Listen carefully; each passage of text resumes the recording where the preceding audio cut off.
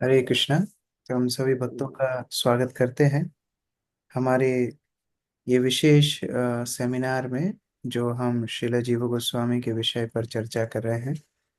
आज तीसरा दिन है, तीसरा सेशन है, जहां हम प्रयास कर रहे हैं श्रील जीव गोस्वामी के हमारे जीवन में किए गए उपकारों को स्मरण करने का। आचार्यों का जीवन सामान्य जनता के उद्धार के लिए होता है, इसीलिए भक्त लोग स्वयं के उत्थान के लिए प्रयत्नशील नहीं होते हैं। अभी कुछ ही दिनों में नरसिंह जयंती आने वाली है, और नरसिंह जयंती में हम लोग प्रहलाद महाराज को स्मरण करते हैं। प्रहलाद महाराज भगवान नरसिंह देव से प्रार्थना करते हैं, भगवान, मुझे अपने उद्धार की चिंता नहीं है, मुझे तो उन मूर्खों की चिंता है जो भौतिक संसार में पड़े हुए हैं। और उसी भाव को लेकर के हमारे आचार्य गण अपना सारा जीवन समर्पण करते हैं, प्रत्येक जीव को कृष्ण भक्ति देने के लिए प्रयत्नशील होकर के। जीव गोस्वामी जैसे महान आचार्य जो स्वयं कृष्ण भक्ति में सराबोर थे, हम लोगों ने पिछले सत्र में स्मरण भी किया था कि कैसे जीव गोस्वामी राधा दामोदर के साथ वार्तालाप करते थे। राधा दामोदर स्वयं उनको उपदेश दिया करते थे, और व्यक्तिगत रूप से जीव गोस्वामी को प्रेम करते थे। कई बार दामोदर वेणु बजाते तो उनको पास में बिठा लेते, जीव गोस्वामी को सुनाया करते थे। तो ऐसे महान भक्त, ऐसे रसिक भक्त जिनके साथ श्री श्री राधा कृष्ण स्वयं आदान प्रदान करते हो, उनको इतनी चिंता लेने की आवश्यकता क्या है? कहाँ मंदिर बना रहे हैं, कहाँ रजिस्ट्रीज करा रहे हैं, कहाँ फरमान ले रहे हैं मुगलों से, कहाँ इतने सारे शास्त्र लिख रहे हैं जिससे हर वर्ग का व्यक्ति कृष्ण भक्ति को समझ पाए। उन्होंने लीला संबंधी शास्त्र भी लिखे हैं, उन्होंने तत्व संबंधी शास्त्र भी लिखे हैं, अभी आज हम चर्चा करेंगे। इतने सारे शास्त्रों को लिखने की आवश्यकता क्या थी? केवल और केवल लोगों को कृष्ण भक्ति तक पहुंचाने के लिए। और इसीलिए ये महान आचार्यों को स्मरण करके हम अपनी कृतज्ञता इनके चरणों में अर्पित कर सकते हैं। कितना कुछ इन्होंने हमारे जीवन में कृष्ण भक्ति लाने के लिए किया। जैसे जब कोई मंदिर का निर्माण होता है, जैसे आप दक्षिण भारत में जाएंगे तो बहुत बड़े बड़े मंदिर हैं, और ये मंदिरों का निर्माण कई जनरेशन्स करती हैं। ऐसा नहीं है कि एक व्यक्ति के कार्यकाल में ये मंदिर बन गए। तो जैसे कोई एक पीढ़ी ने केवल नींव खोदी होगी, कोई एक पीढ़ी ने फिर उसका फाउंडेशन रखा होगा, फिर कोई एक पीढ़ी उसके पुखुर बनाए होंगे, किसी पीढ़ी ने वो पत्थर तराशे होंगे, और ऐसे करके करके जिस दिन उस मंदिर की स्थापना होती है, हो सकता है वो पीढ़ियां अपना शरीर ही छोड़ चुकी होंगी जिन्होंने उसकी फाउंडेशन रखी थी, जिन्होंने उसकी नींव खोदी थी। लेकिन उनका भरोसा ये था कि आज हम जो कार्य करके जा रहे हैं, आगे जाके इधर मंदिर बनेगा, हमारा कुछ सहयोग हो चैतन्य महाप्रभु के आंदोलन में। उसी प्रकार ये गोस्वामियों का जो महत्वपूर्ण जो योगदान है, उसको स्मरण करके हम ये समझ सकते हैं कि आज जो हम कृष्ण भक्ति पूरे संसार में देख रहे हैं, वास्तव में इसके लिए कठिन परिश्रम 500 वर्ष पहले शुरू हो चुका था। एक एक गोस्वामी गण ने इसकी नींव रखी है। उन्होंने अपने कार्यकाल में सारी पृथ्वी पर कृष्ण भक्ति का प्रचार नहीं देखा। वृंदावन के बाहर भी कौन जानता था कि जीव गोस्वामी कौन है, कौन जानता था रूप गोस्वामी कौन है? लेकिन उन्होंने इतना परिश्रम किया हम आपको कृष्ण भक्ति देने के लिए। और इसलिए अगर चिंतन करना ही है वास्तव में, तो ऐसे गोस्वामी गणों के चरणों का चिंतन करना चाहिए। और यही प्रार्थना हम लोग प्रतिदिन करते हैं कि ये छह गोस्वामियों का स्मरण करने मात्र से सारे अभिष्ट सिद्धि प्राप्त हो जाएंगी।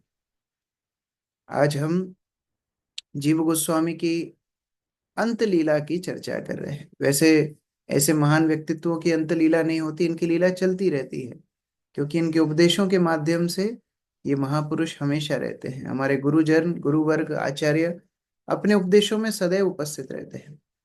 लेकिन फिर भी एक आचार्य के जीवन में उनकी अंत लीला बहुत महत्वपूर्ण है। वो अपने सारे जीवन से ही हमको सिखाते हैं, लेकिन अंत समय में जो उपदेश, जो मूड एंड मिशन हमारे लिए छोड़ के जाते हैं, ये आगे जारी रखने की जिम्मेदारी शिष्यों की होती है।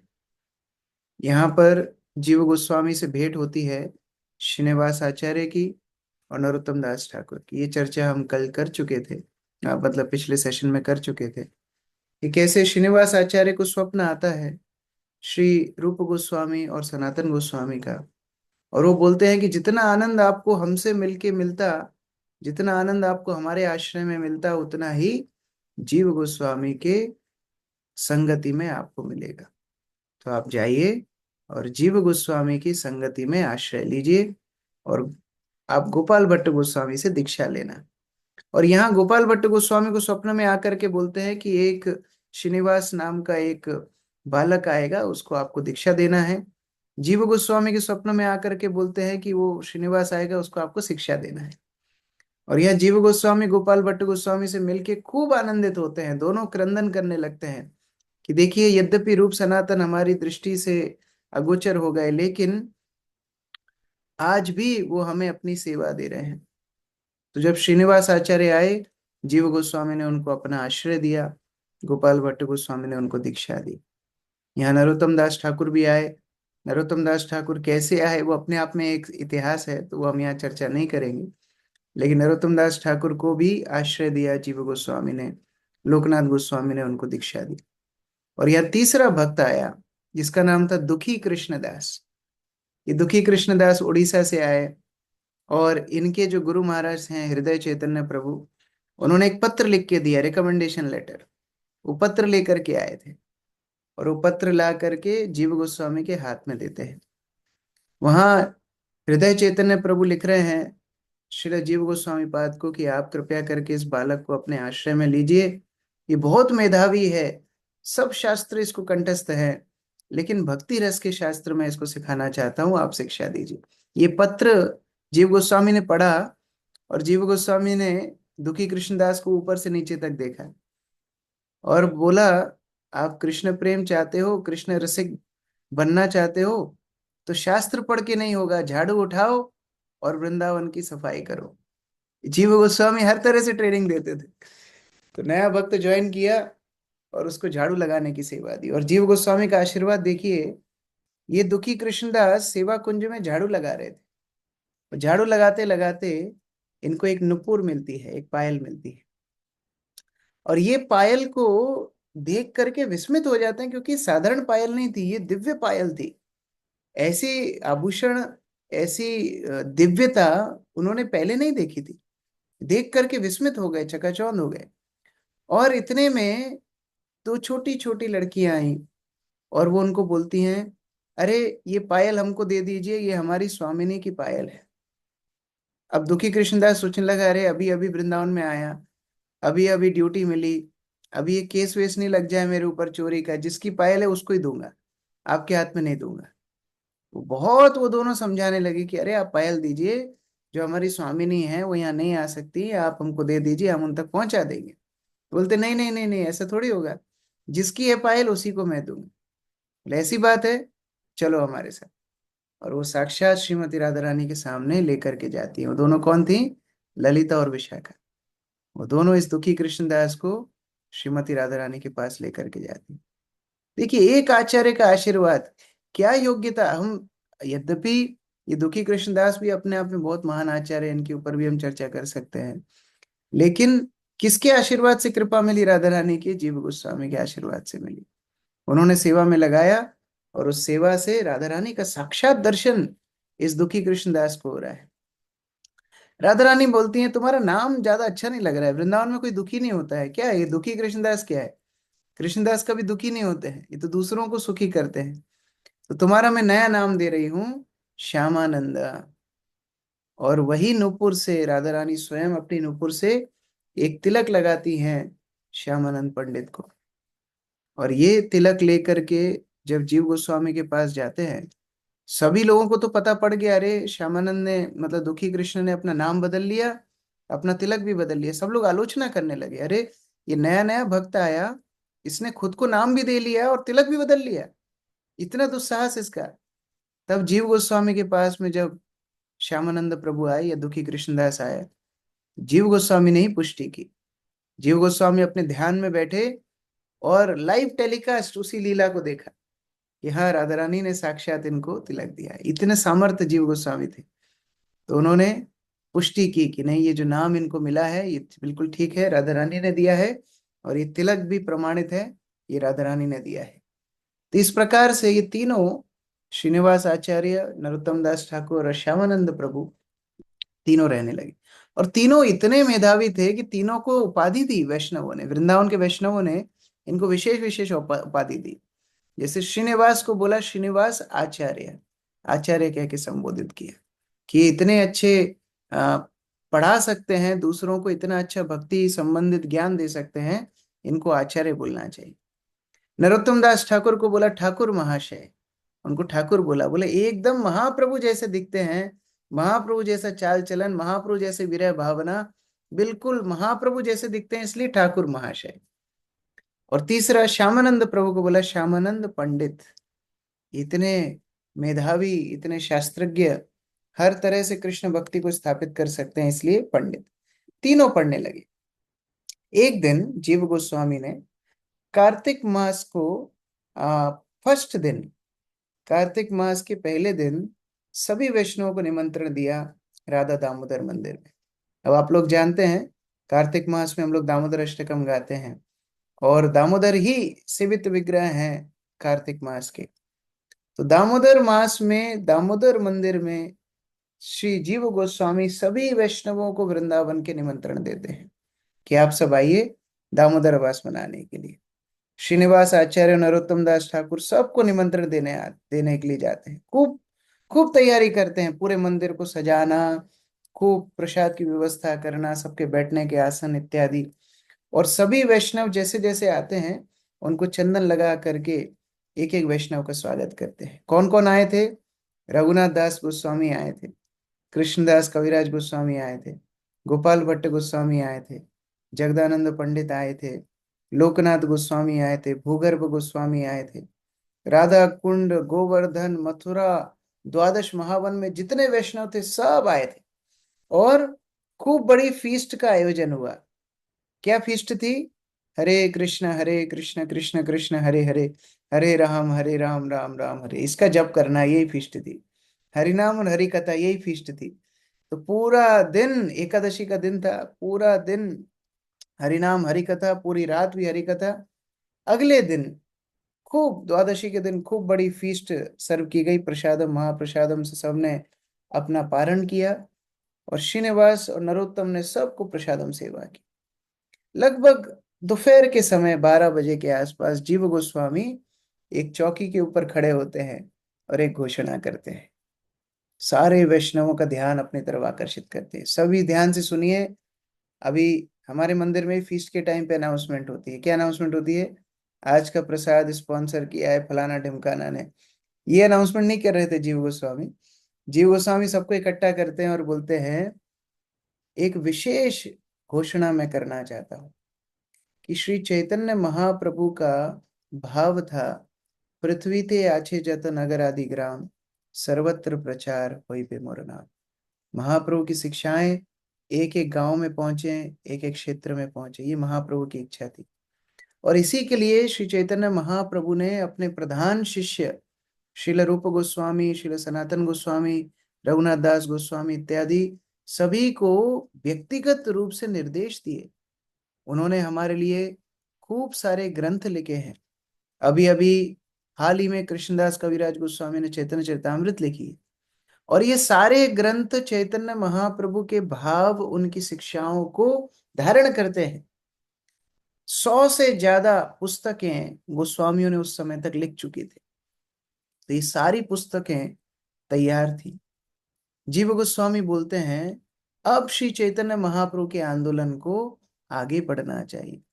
हम वृंदावन में बैठे हुए हैं, लेकिन यहाँ कितने लोग आएंगे?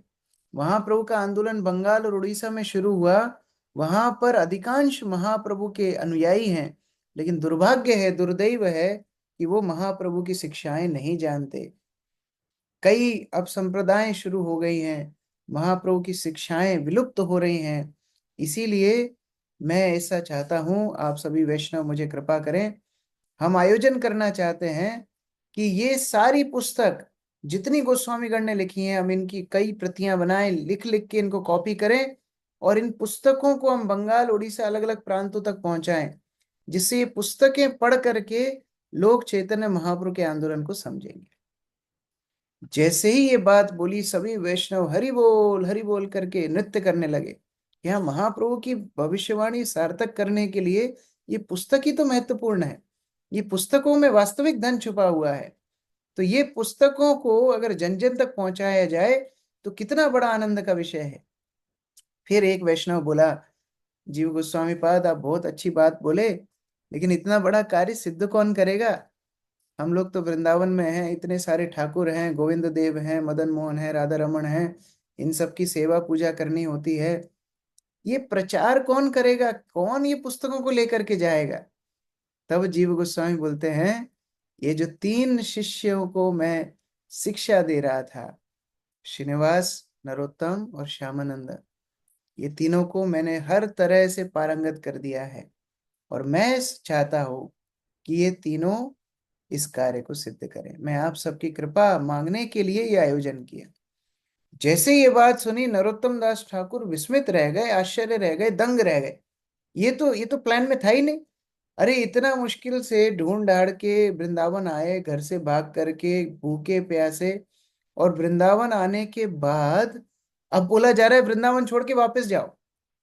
कितनी कठिन परीक्षा है। अब भीगी हुई आंखों से अपने गुरु महाराज लोकनाथ गोस्वामी को देख रहे हैं, और सभी वैष्णव भी लोकनाथ गोस्वामी को देख रहे हैं। ये बोलेंगे जाने के लिए कि नहीं? जीव गोस्वामी ने तो बोला है, लेकिन परमिशन तो गुरु की चाहिए। अभी लोकनाथ गोस्वामी खड़े हुए, बहुत वृद्ध हैं, चल भी नहीं पाते हैं। सबसे वृद्ध वृंदावन में उस समय लोकनाथ गोस्वामी और भूगर्भ गोस्वामी थे। लोकनाथ गोस्वामी खड़े होकर के बोलते हैं कि शास्त्र बताते हैं कि एक प्रमाणित गुरु मिलना बहुत मुश्किल है।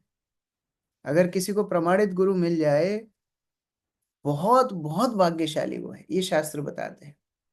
लेकिन उतना ही मुश्किल है एक प्रमाणित शिष्य मिलना। ये प्रमाणित शिष्य भी मुश्किल से मिलता है। सब ऐसे चेले मिलते हैं गुरु जी को जिनकी आसक्ति भक्ति में है ही नहीं। प्रमाणित शिष्य मिलना ही बहुत मुश्किल है। लोकनाथ गोस्वामी बोलते हैं, मैं भाग्यशाली हूँ, मेरा एक शिष्य है, लेकिन वो शिष्य सत शिष्य है, प्रमाणित शिष्य। ये नरोत्तम की संगति में मैं स्वयं कृष्ण प्रेम को अनुभव करता हूं। मैं कभी नहीं चाहता है नरोत्तम मुझे छोड़ करके जाए, लेकिन चैतन्य महाप्रभु की सेवा के लिए, चैतन्य महाप्रभु के आंदोलन को आगे बढ़ाने के लिए मैं आशीर्वाद देता हूं, नरोत्तम पुस्तकें लेकर के बंगाल जाओ। जैसे ये बोला, नरोत्तम दास ठाकुर सोचे, अरे कौन सेवा करेगा? मेरे गुरुजी इतने बूढ़े हैं और कोई शिष्य नहीं। ये गर्मी के समय पर इनको हवा कौन करेगा? ठंड में इनके लिए आग कौन जलाएगा? पानी भर के कौन लाएगा? कोई इनके साथ नहीं, इतने बूढ़े हैं और कोई शिष्य नहीं, और मुझे भेज रहे हैं। कैसे इनकी सेवा होगी? यहाँ गोपाल भट्ट गोस्वामी भी खड़े होकर के बोलते हैं, मैं भी चाहता हूँ श्रीनिवास महाप्रभु की सेवा में लगे। वो शिष्य शिष्य कैसा जो महाप्रभु की सेवा में ना लगे? मैं भी श्रीनिवास को भेजने के लिए परमिशन देता हूँ। सारे वैष्णव जय जयकार करने लगते हैं। अब नरोत्तम दास ठाकुर बहुत चिंता में पड़ जाते हैं। अरे मैं वृंदावन छोड़ के जाऊंगा, मेरे गुरु महाराज को दोबारा देखूंगा कि नहीं?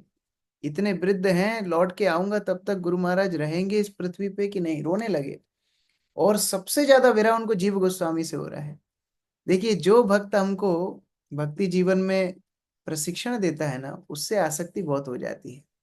जो भक्त तिलक लगाने सिखाता है, धोती पहनना सिखाता है, गीता भागवत के एक एक श्लोक याद करवाता है, जो भक्त प्रणाम करना सिखाता है, प्रसाद मंत्र सिखाता है, कैसे सीधे हाथ यूज करना है, उल्टा हाथ यूज नहीं, छोटी छोटी बातें जो सिखाता है ना, उसके प्रति बड़ी आसक्ति हो जाती है। जीव गोस्वामी के प्रति नरोत्तम दास ठाकुर की बहुत आसक्ति।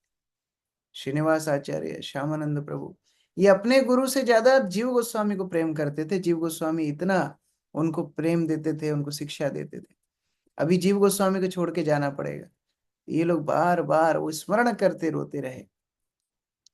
जैसे ही सभी वैष्णवों ने आशीर्वाद दिया, जीव गोस्वामी भी भूरी भूरी आनंद के साथ इन सब की प्रशंसा करने लगे और बोलने लगे कि जाओ, अभी ये कृष्ण भक्ति का जो बीज है सर्वत्र फैला दो। एक किसान को क्या करना है, केवल बीज डालना है, बाकी भगवान वर्षा कर देंगे, पृथ्वी में जितने पोषण है वो अनाज उगा देंगे, केवल बीज डालना है। तुम जाओ, ये जो पुस्तक है महाप्रभु की, बीज समान है, ये सारे पुस्तकों को ले जा करके बीज रोपण कर दो, कृष्ण भक्ति अपने आप आगे बढ़ेगी। ये महाप्रभु के आंदोलन के लिए एक नया आंदोलन, नया युग शुरू हो रहा था। आज हमारे लिए कितना सहज है प्रचार करना, लेकिन उस समय पर नहीं था। ये पहली बार संकीर्तन पार्टी बना करके जीव गोस्वामी भेज रहे हैं। ये क्रांतिकारी आइडिया जीव गोस्वामी का था, जहां जन जन तक पुस्तकें पहुंचाई जाएं, जन जन तक प्रचार किया जाए। आज लोग हमको बोलते हैं, अरे आप लोग सड़क पे क्यों भगवत गीता बांटते हो? क्यों ना बांटे, हमारे आचार्य ने बोला है, जीव गोस्वामी ने बोला है। लोग मंदिर नहीं आते तो हम क्या करें, हम लोग बाहर जाएंगे। जीव गोस्वामी का आदेश है, प्रचार करने के लिए बाहर निकलना होगा, मंदिर में बैठ के काम नहीं होगा, हर भक्त को बाहर निकलना होगा। और इसी उद्देश्य के साथ 4 बड़ी बड़ी बैलगाड़ियां तैयार की गई।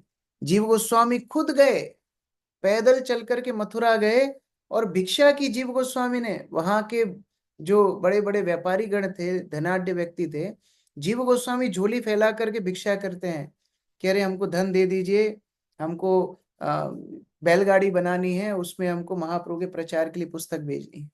4 बड़ी बड़ी बैलगाड़ियां खूब हलिष्ट पुष्ट बैल लगा करके तैयार की गई। और जितनी भी महाप्रभु के अनुयायियों ने पुस्तकें लिखी थी, ओरिजिनल, कोई कॉपी तो उस टाइम पे था नहीं, ओरिजिनल पुस्तकों की मैन्युस्क्रिप्ट सब उस बैलगाड़ी में ला दी गई। जीव गोस्वामी ने जयपुर के राजा से विशेष अनुमति पत्र लिया। आज की भाषा में आप उसको पासपोर्ट भी बोल सकते हो।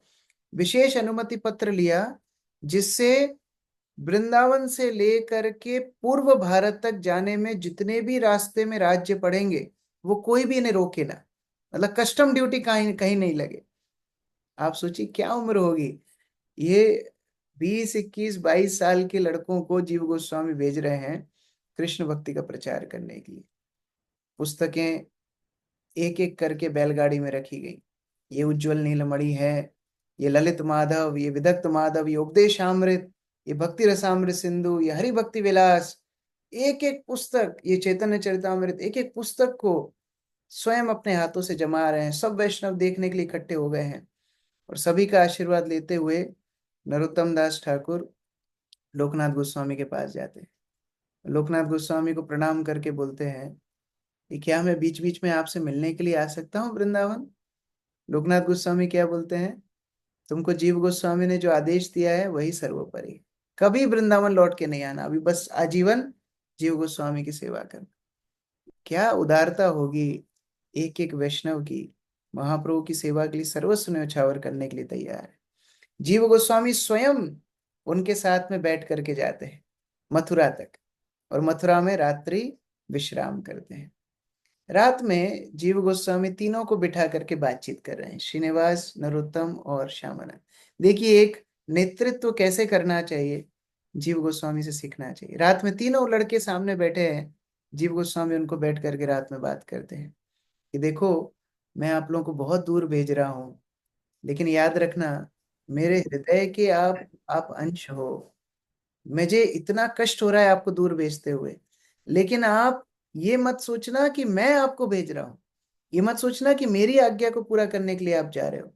ये महाप्रभु की आज्ञा है।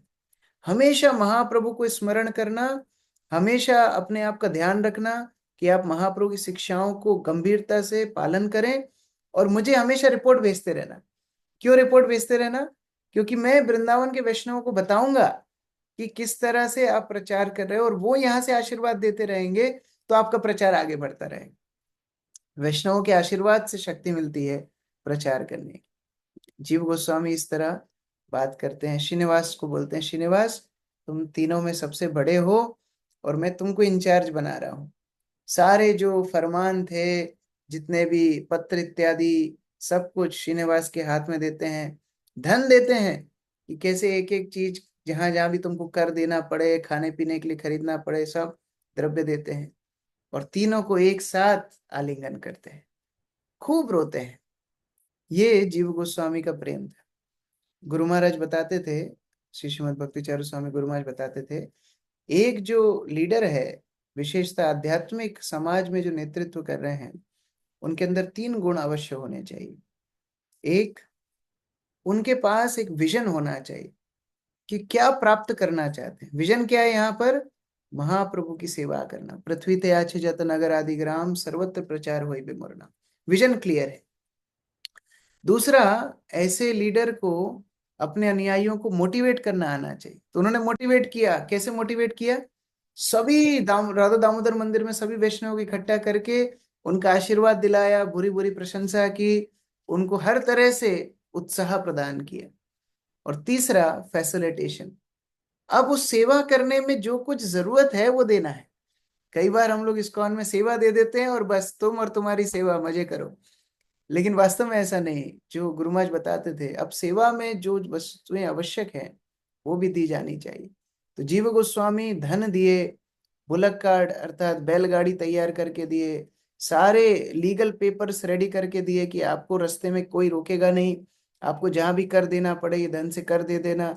हर तरह से उनकी व्यवस्था की। यहाँ तक कि कुछ पहरेदार भी दिए कि ये पहरेदार भी आपके साथ रहेंगे, क्योंकि ये इतनी सारी पुस्तकें आप लेकर के जा रहे हो। और इस तरह से जीव गोस्वामी ने उनको रवाना किया। अब यहाँ तो ये लोग चले गए, यहाँ जीव गोस्वामी वापस आ गए। और कुछ दिन बाद एक बहुत भीषण घटना हुई।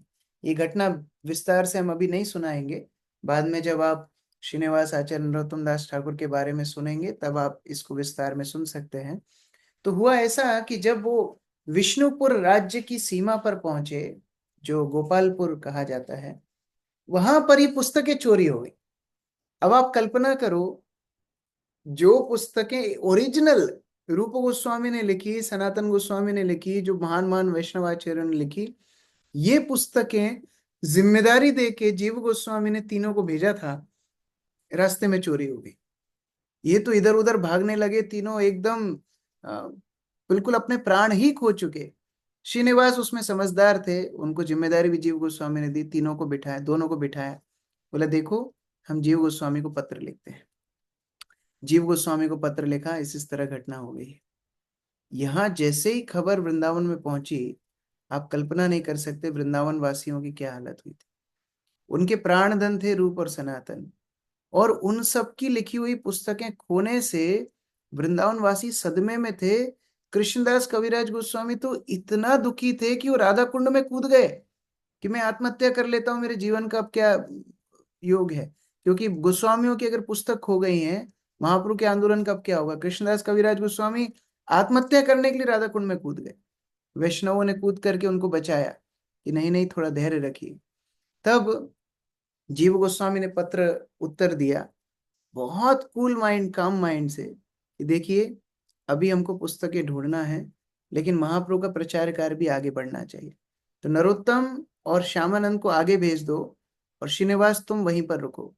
और आगे हम लोग जानते हैं किस प्रकार वो पुस्तक उधर के राजा के पास ही मिली, और वो पूरा विष्णुपुर राज्य ही भक्त बन गया। तो ये जीव गोस्वामी की गाइडेंस की वजह से उन्होंने धैर्य रखा, और स्ट्रेटेजिकली जब उसको ढूंढा, उनको बुक्स मिल गई। और जब वो पत्र वापस आया, यहाँ वृंदावन में फेस्टिवल शुरू हो गया, वहां बुक्स मिल गई। 1577 में नरोत्तम दास ठाकुर ने प्रथम गौर पूर्णिमा महोत्सव मनाया। ये गौर पूर्णिमा पहले नहीं मनाया जाता था। 1577 में पहली बार गौर पूर्णिमा महोत्सव मनाया गया खेतुरी में, श्री नरोत्तम ठाकुर के द्वारा।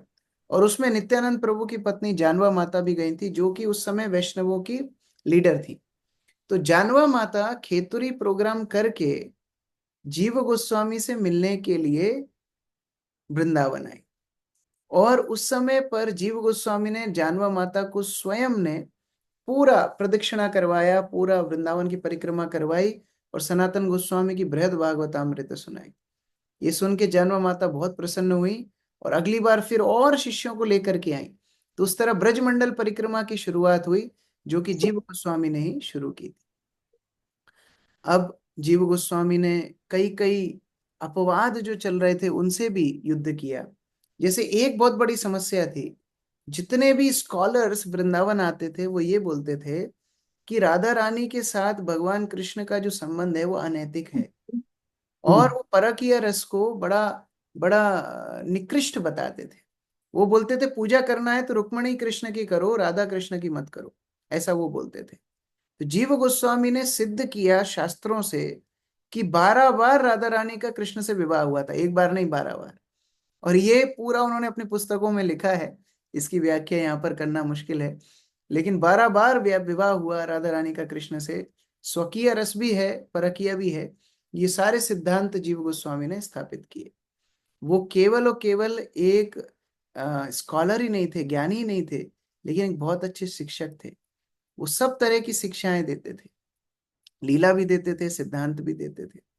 अभी लगभग 1582 में उन्होंने अलग अलग वैष्णवों को इकट्ठा करके लिखने की शिक्षा दी कि पुस्तकें लिखते कैसे हैं।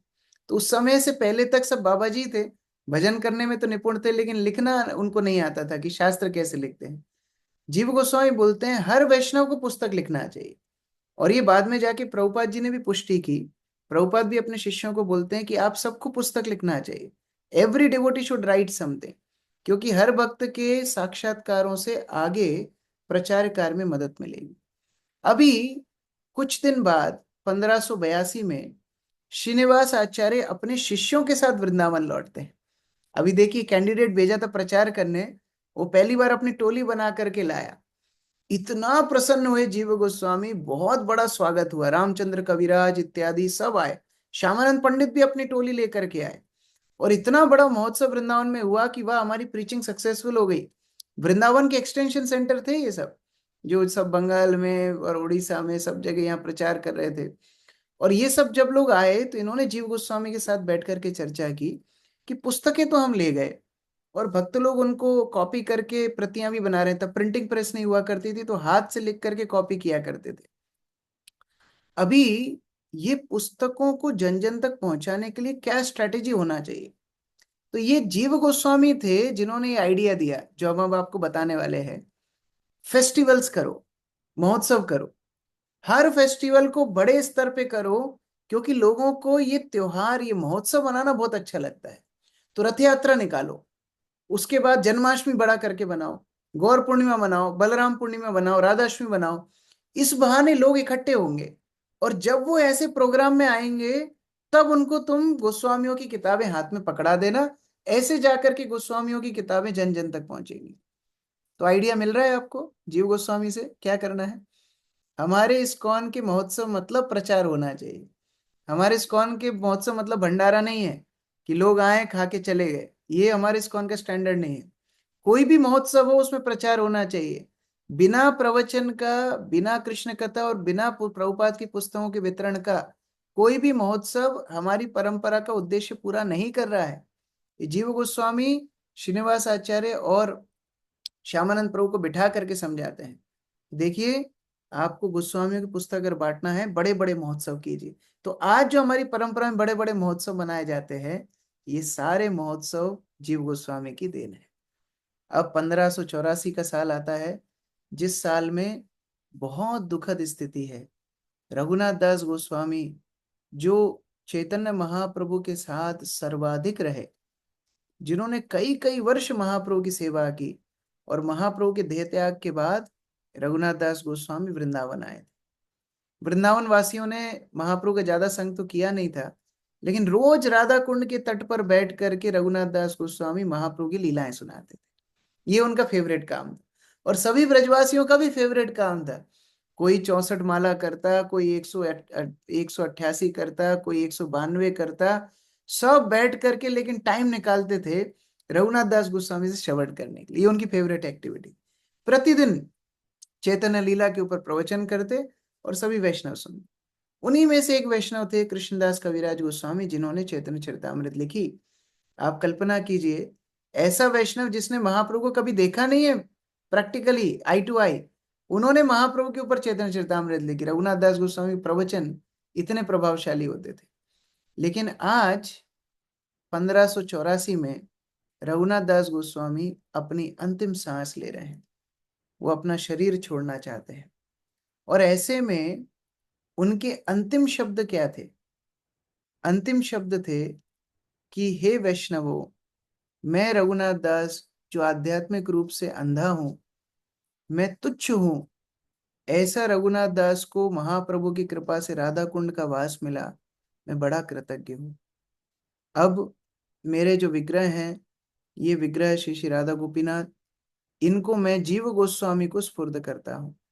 जीव गोस्वामी जो राधा दामोदर मंदिर में रहते हैं, वो एकमात्र योग्य व्यक्ति हैं जो मेरे विग्रहों को, मेरी एकमात्र संपत्ति मेरे विग्रहों का ध्यान रख सकते हैं।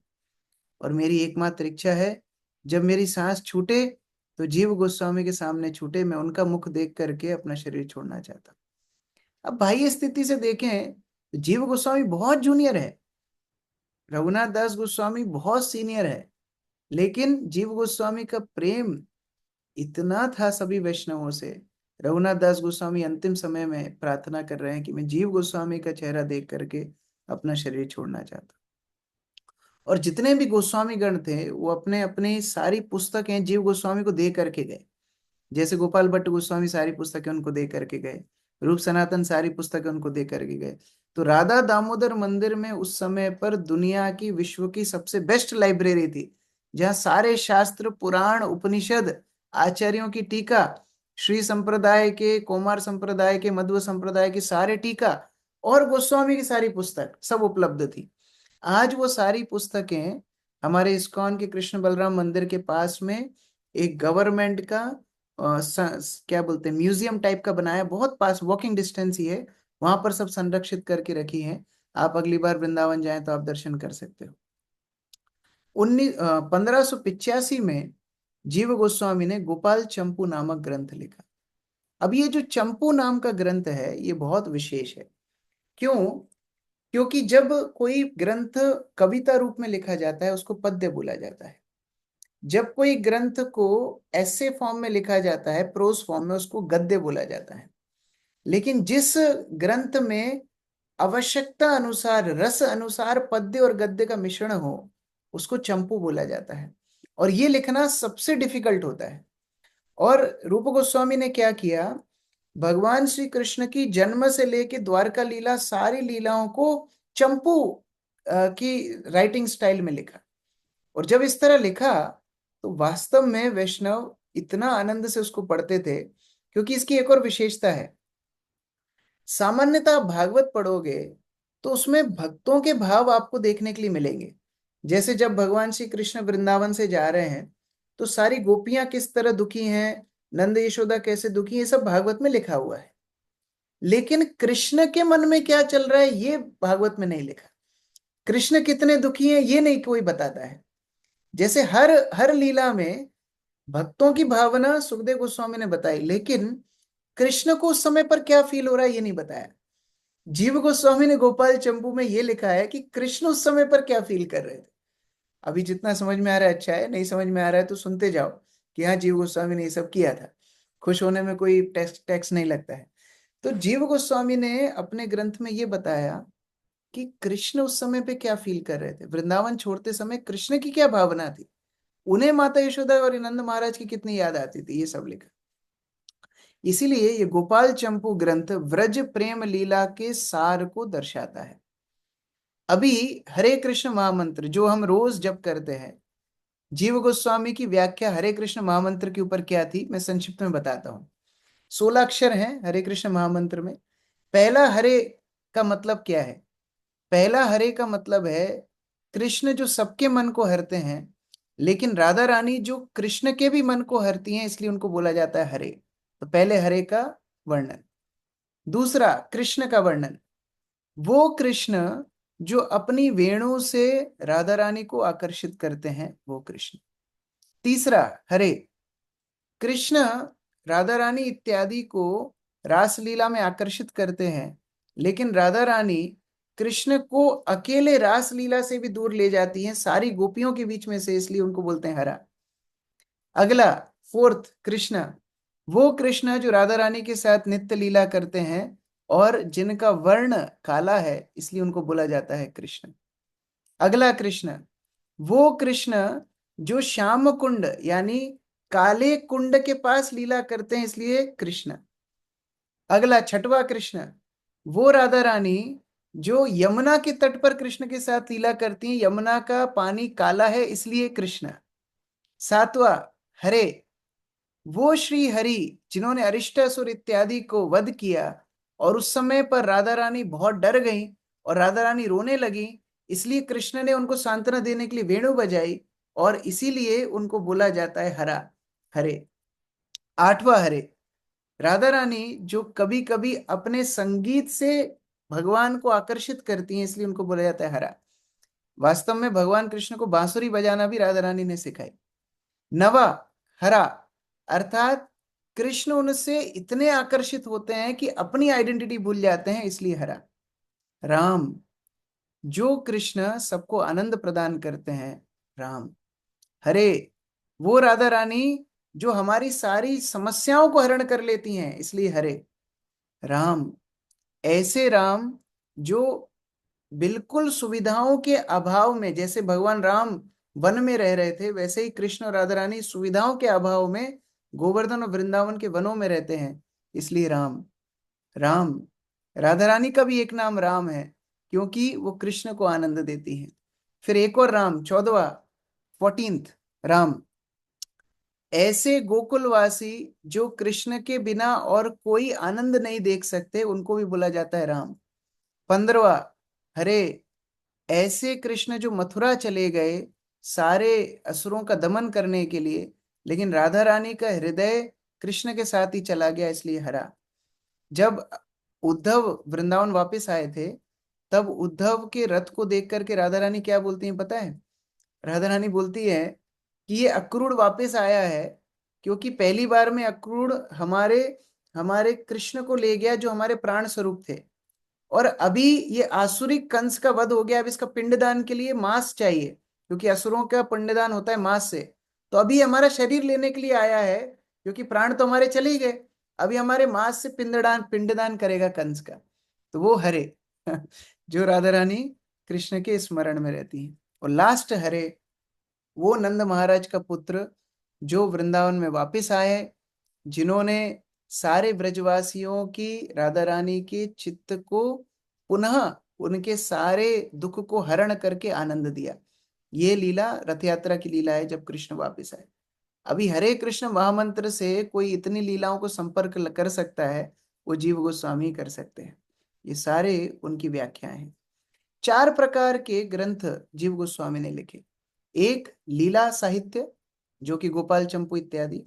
दूसरा, दर्शन साहित्य, फिलॉसफी, जो षड संदर्भ हमने आपको पहले बताए थे। तीसरा, टीका, रूप गोस्वामी की, सनातन गोस्वामी की, भागवत के ऊपर इत्यादि अलग अलग ग्रंथों पे टीका भी उन्होंने लिखी। और चौथा, ये बहुत महत्वपूर्ण है, उन्होंने मैनुअल्स बनाए। मैनुअल्स क्या होती हैं? मैनुअल्स मतलब आगे जो भक्त आएंगे उनको अपना जीवन कैसे जीना है।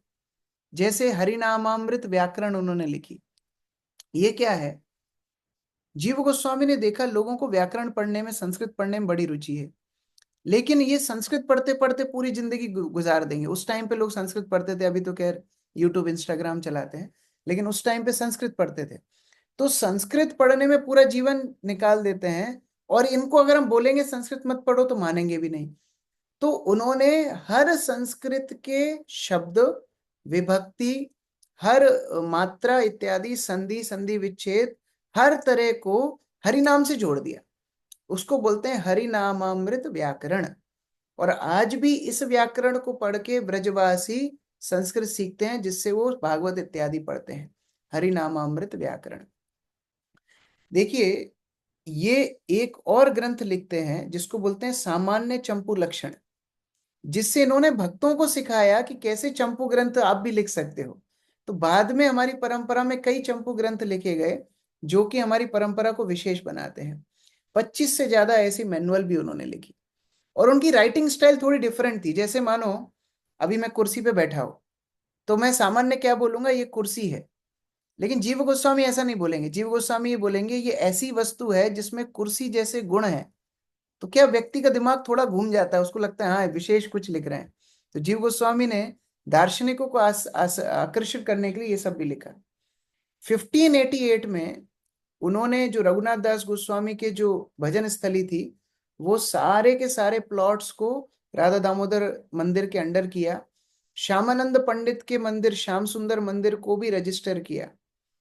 1580 के दशक में उन्होंने सारी जितनी भी लैंड थी गोस्वामी की सब रजिस्टर्ड कर दी। 1590 में उनके पास लेटर आया कि जितनी पुस्तकें उन्होंने भेजी थी तीन आचार्यों के साथ, वो सब विस्तृत हो चुकी हैं, अभी सब बट गई हैं, अभी कुछ नया माल चाहिए। तो जीव गोस्वामी ने लेटेस्ट जो किताबें लिखी थी और कृष्णदास कविराज गोस्वामी इत्यादि जो लेटेस्ट लिखी थी, सेकेंड लॉट बुक्स का जीव गोस्वामी ने भेजा कि लो और बांटो। 1590 या 1600 की शुरुआत में लगभग जीव गोस्वामी ने अपना अंतिम ग्रंथ लिखा, जिस ग्रंथ का नाम था संकल्प कल्प द्रुमा। और अंत में 1600 के आसपास, 1605, 1604, 1605 के आसपास नरोत्तम दास ठाकुर, श्यामानंद प्रभु और श्रीनिवास आचार्य से पत्र आते हैं। और उन पत्रों में जीव गोस्वामी पढ़ते हैं कि कैसे पूरा बंगाल भक्त बन चुका है, पूरा उड़ीसा भक्त बन चुका है, त्रिपुरा भक्त बन चुका है, आसाम भक्त बन चुका है, और लाखों लाखों लोग चैतन्य महाप्रभु की शिक्षाओं को पालन कर रहे हैं।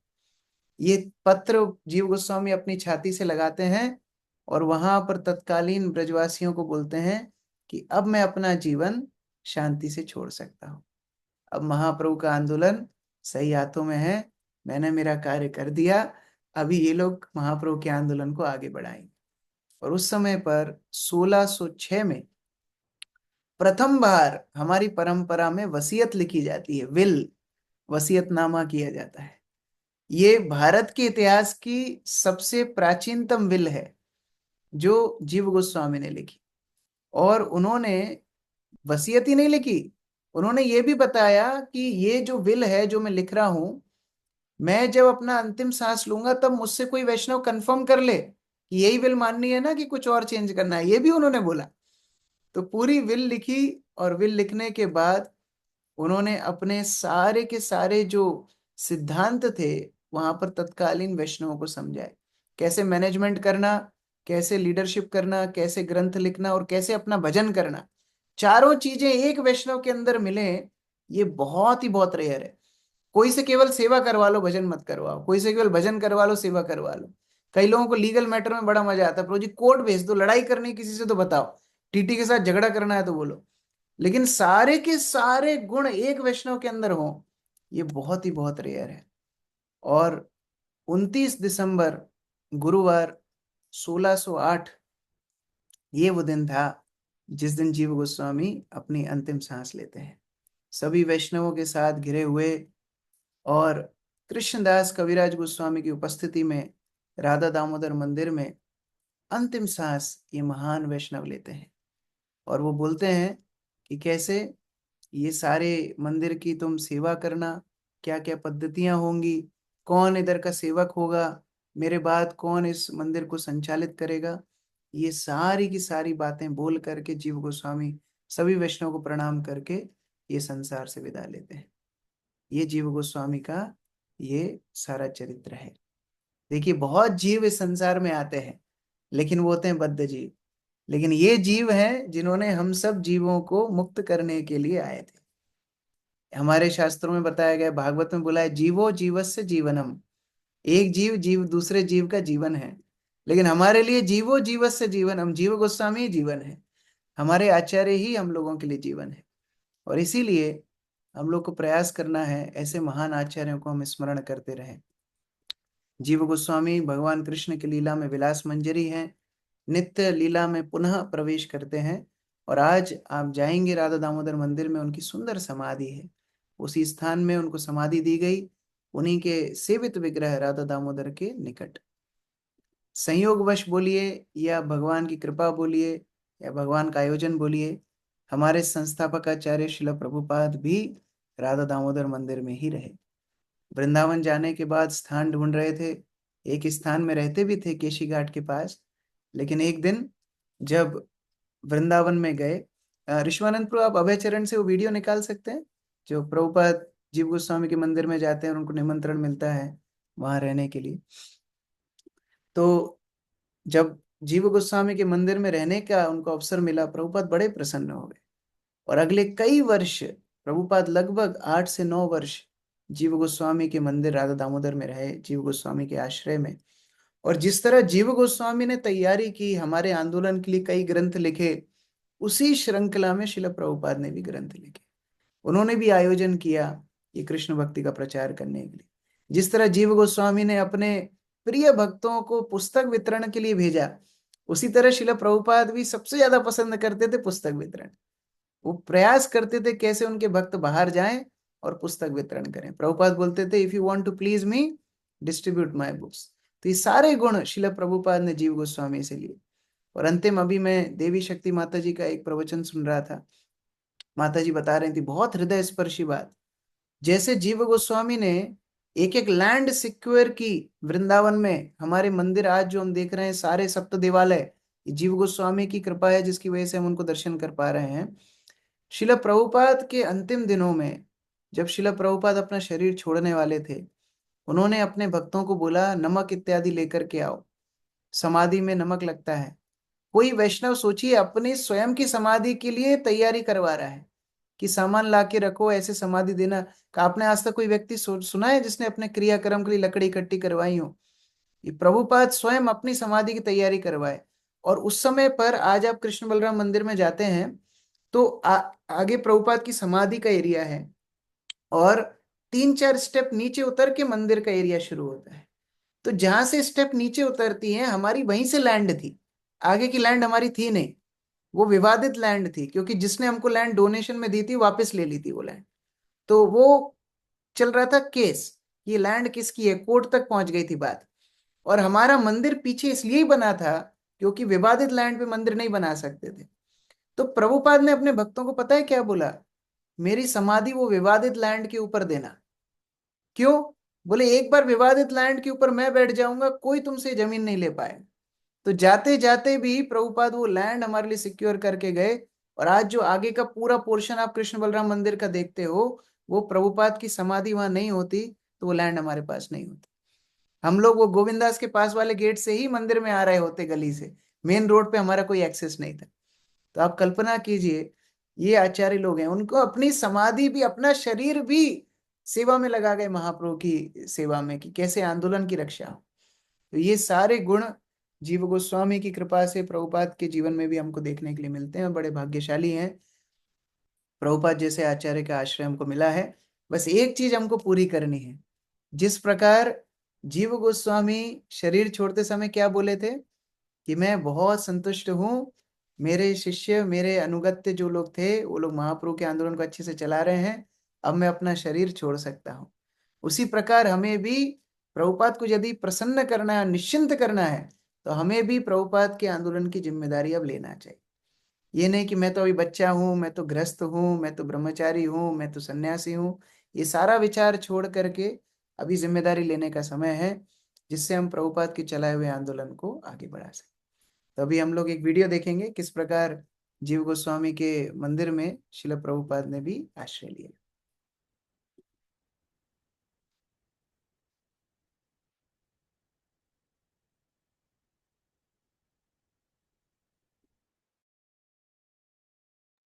यही है प्रभु जी। हाँ प्रभु।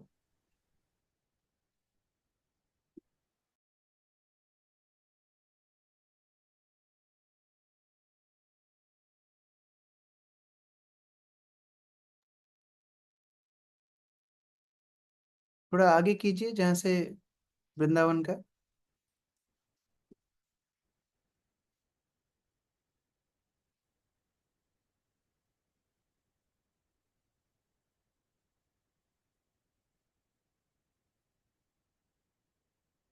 मैं नहीं तो मैं दिखाता हूँ।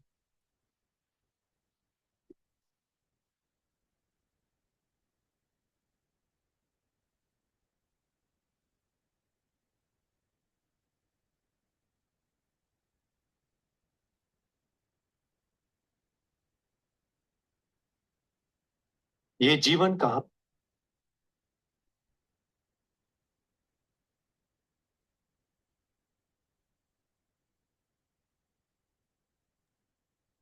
ये ठीक है क्या? मैं दिखा रहा हूँ प्रभु।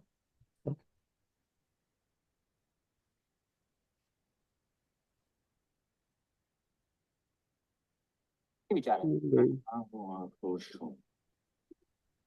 चिप्पीवाड़ा मार्ग पर के श्री राधा कृष्ण मंदिर में रहूंगा तो ठीक ही हो जाऊंगा। फिर मैं आपको अपनी कार से वहीं छोड़ देता हूँ।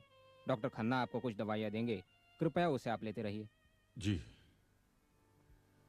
राधे जय जय माधव दयित गोकुल तरुणी जीव गोस्वामी की मंडल समाधि है। महित।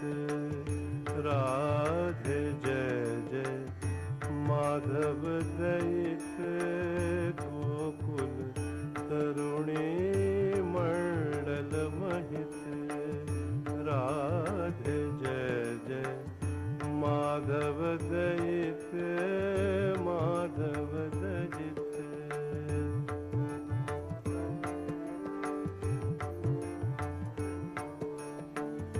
दामोदर रतिवर धन वेश। दामोदर रतिवर धन वेश। हरि निष्कुट वृंदा विपिनेश। दामोदर रतिवर धन वेश। हरि निष्कुट वृंदा विपिनेश। राधे जय जय माधव दयित गोकुल तरुणी मंडल महित। राधे जय जय माधव दयित वृषभानुदधि नव शशिलेख। ललिता सखी गुण रमित विशाख। वृषभानुदधि नव शशिलेख। अरे गुरुचंद स्वामी जी। स्वामी जी, मैं आपसे कुछ कहना चाहता हूँ। हाँ, कहिए। मंदिर में मेरे 2 कमरे हैं, क्या आप वहां रहेंगे? यहाँ श्री राधा दामोदर मंदिर में श्री रूप गोस्वामी की समाधि के सामने? मैं कितना भाग्यवान हूँ। बहुत दिनों से आपकी सेवा करने का मेरा मन कर रहा है।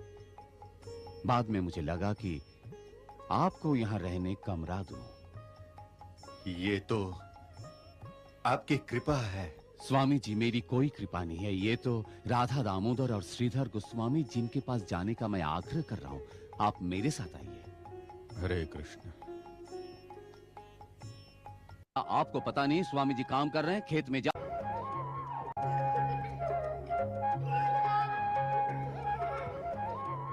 यहाँ शोर मत करो। क्या आपको पता नहीं स्वामी जी काम कर रहे हैं? खेत में जाओ, खेलो।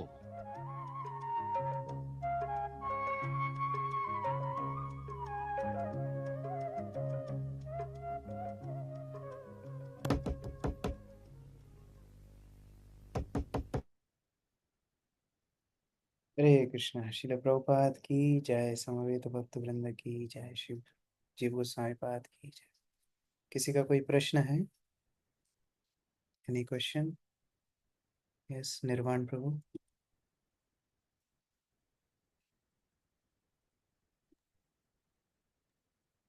हरे कृष्णा प्रभु, धन्यवाद।